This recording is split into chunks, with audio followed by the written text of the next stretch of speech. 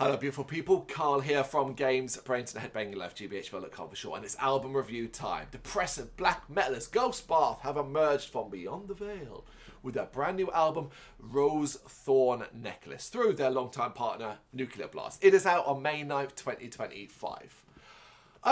This is a weird one for me because I generally think that Ghost Bath will probably never be able to top their 2017 album Star Mourner. And while 2021 Self-Loather was a good album, it didn't quite have the same longevity. Star Mourner is just special, particularly to me. The perfect showcase of depressive black gaze and how creative Ghost Bath could be. But that's not to say this new album isn't highly impressive too.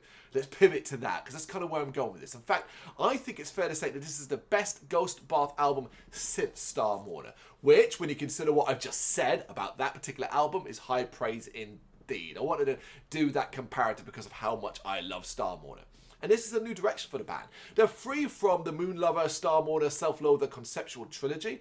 And while the melancholic aspects of the band are still kept front and centre, it's interesting to hear them lean more towards black metal than ever before. This is all evident within the torturous title track, where the rawness overshadows all, and a lot is packed into 4-ish minutes. This following a very dramatic and atmospheric intro called Grotesque Display, which is pretty awesome sounding.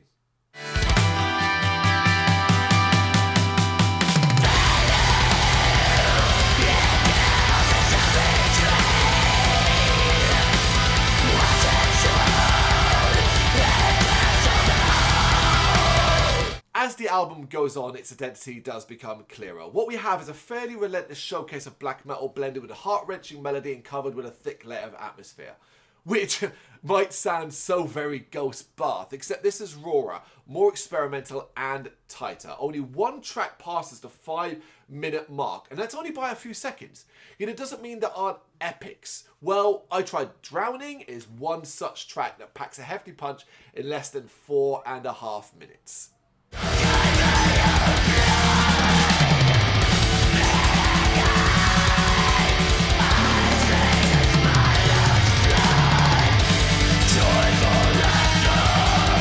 Sometimes though, you do just want to sink into something so melancholic and so pretty, and Ghost Bath really failed to deliver on that front, causing a surge of emotions with thinly sliced heart muscle before delivering a measured blast of blackened noise with dandelion tea. Choppy rhythms playing off sharp melody and capped off with vocals that alternate between high screeches and deep guttural howls. It has got familiar Ghost Bath touches, but it's also like nothing else they've done before. It's this kind of creative thinking I think anyone could get behind. I certainly found myself getting behind it, and the following Vodka Butterfly is certainly a creative track. Who would have thought we'd be kind of hearing EDM style effects in a Ghost Bath song? It is a frenzied listen and assuredly likely to polarize, whereas Starman and Pistol is filled with heightened drama and assaulting the senses with a cacophony of heavy instruments, twisted melody, and those oh so classic nameless vocal screeches. These two tracks are all the proof you need of the changing face of Ghost Bath. Overall, it is an enjoyable album, but you must be open-minded about the direction Ghost Bath are going in. Thankfully, it's not so egregiously different that it's a difficult challenge, and there are plenty of familiar elements, least of all the overarching depressive vein that has cinematic elements a la the penultimate track, Needles, and the powerful finale of Throat Cancer. It's a good album. It's a very good album, and it's great to hear Ghost Bath developing and expanding their sound. You know, they couldn't just keep doing the same thing over and over again, particularly when they hit such a high, as I've said already, with Star Mourner. I don't know, I just love that album so much. But I love this album too. I think it's as close to that record as I'm going to get, or at least in quality and enjoyability. The fact that this is tighter, shorter, and more intense listening just appealed to me. I really do like this band too as well. It is Rose Thorn Necklace, and it is out on May 9th via Nuclear Blast. What do you reckon? You got any thoughts on this? You know what to do? Let me know in the comments.